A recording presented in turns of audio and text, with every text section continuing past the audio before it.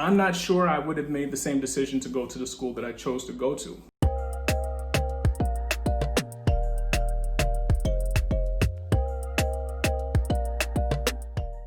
Hey everybody, thank you for tuning in for this week's segment of If I Knew Then What I Know Now. My name is Dexter Daniel. I am the founder and owner of Purpose Nav, an independent educational consulting firm that specializes in college and career planning and mental health and wellness support. Now, the purpose of this segment is to share insight on a variety of different topics pertaining to self-development, personal growth, and goal setting. And the hope is that we can all share, lessons that we've learned in our respective life experiences, really so that we can benefit from one another and everything that we have to share, and also to provide guidance for other people that are going through similar situations.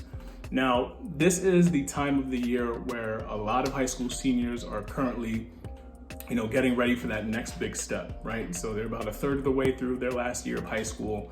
They're getting their college applications in, or they're finalizing their college list and wrapping up, their college visits, whether it's in person or virtual. And it's really an exciting time. And as we're in this time, it has me really reflecting and thinking about when I was a senior in high school, which really wasn't that long ago. So don't let the beard fool you. But I can honestly say, knowing what I know now, I really did not do my due diligence when it came down to the college admissions process.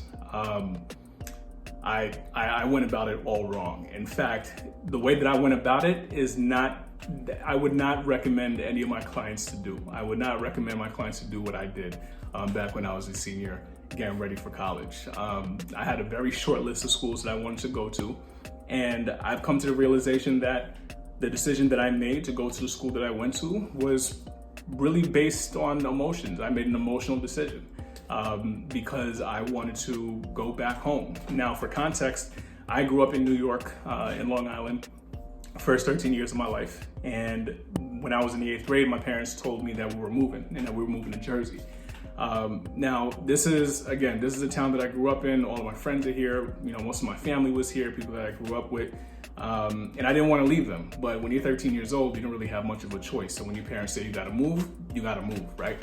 But at that moment, I made a deal with myself that once I graduated from high school, I was coming back to New York. I was coming back home. They say home is where your heart is. And my heart has been and always will be in New York. It's no shade, to Jersey at all, but that's just how I was feeling at the time. And really, in retrospect, I found that the years that I spent in Jersey was really some of the best years of my life. Really benefited me in a lot of different ways. I was able to get a fresh start in terms of academic success. I was able to focus on, my schoolwork and not be as distracted as I was, when I was staying back home in New York at the time. But ultimately, what came out of that experience was that I was able to build relationships and meet new people and, people that I still keep in contact with today. So really, it was all a blessing in disguise. So I'm actually happy that things worked out the way that it did. But I can recall, when I was getting into my senior year and it came to that time where I had to start looking into colleges, there was really only one school on my mind at that time. And I focused all of my attention and my energy towards getting into that one particular school. Now, I wasn't naive enough to, just have one school on my list.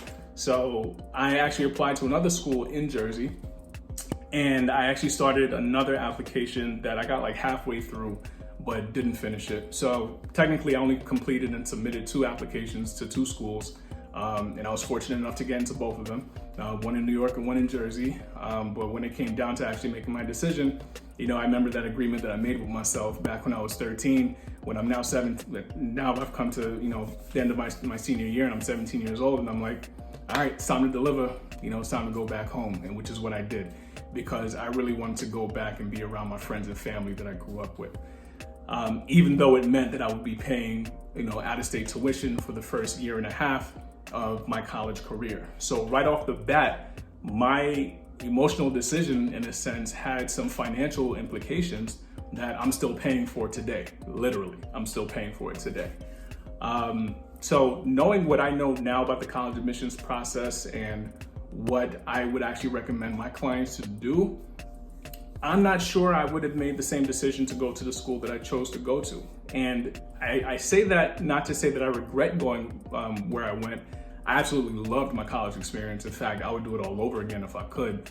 And just like, how it was when I moved to Jersey, I met some phenomenal people, at the school that I went to, who went on to do amazing things and are doing some great things right now with themselves, starting families, their families interacting with my family and just seeing our kids grow up. And, it's really just an amazing thing, the benefits that comes with going to college, and just having that experience in general.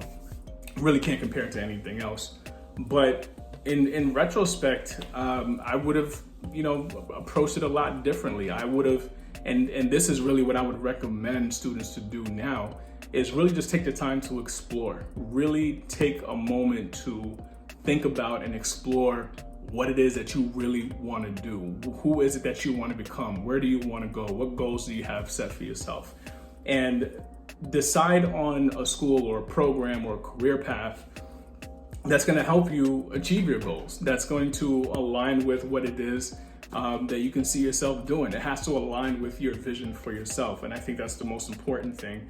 And I think it will actually streamline the whole admissions process for you. Or even if you're not going to college, it'll help you to really focus on the things that you need to do in order to get to the place that you want to be at, whether you just want to go directly into the career, into your career choice, or whatever it is that you want to do. But again, it has to align with the vision that you have for yourself.